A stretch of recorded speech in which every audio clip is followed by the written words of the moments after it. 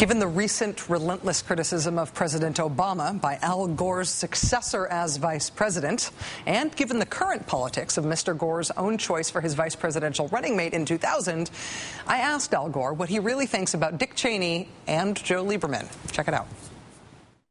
You waited a couple of years before being openly critical of the Bush-Cheney administration. You gave very strong speeches that I reread in preparation for talking to you during the run-up to the Iraq War. Some very prescient speeches at the time, and given how things turned out. Vice President Dick Cheney, in contrast, waited about 5 minutes before he came out with very full-throated criticism of the Obama administration. Do you think he was wrong to do so? Well, he has a right to speak, as every American does, and I don't begrudge him that right. I get the feeling that an awful lot of Republicans wish he would not do so, but that's his choice. And I'm not going to try to deny him that right. One other contentious person in today's politics who you've had a very close association with is Senator Joe Lieberman, your running mate in 2000. His politics have changed a lot since then. He's now an independent. He's now personally threatening to be the guy who kills health reform, to stand with Republicans and filibuster health reform because he's against the public option.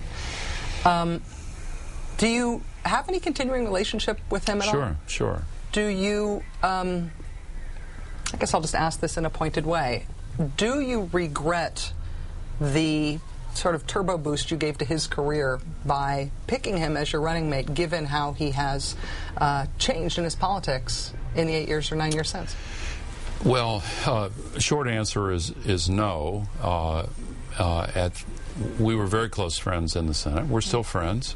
And he was right and forceful on many of the issues that I felt were central, including global warming. He's been one of the leaders on that issue, on women's rights, on a whole range of issues.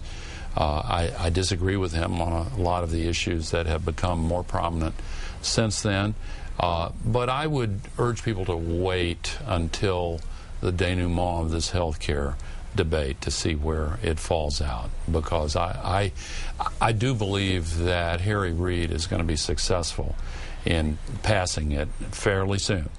I also believe, by the way, that the Senate is going to pass climate and energy legislation before Copenhagen. I know the Las Vegas betting is the other way, and my view is not widely shared, but there is much more dialogue and progress behind the scenes than is visible publicly, and I think there's an excellent chance that we will get legislation. Are you involved personally in trying to get the votes?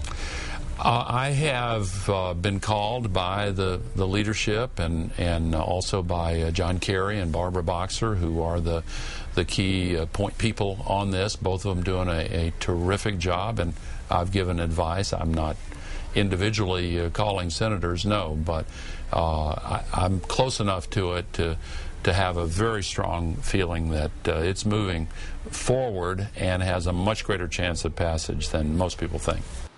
More of my interview with the former Vice President of the United States, Al Gore, on The Rachel Maddow Show tomorrow.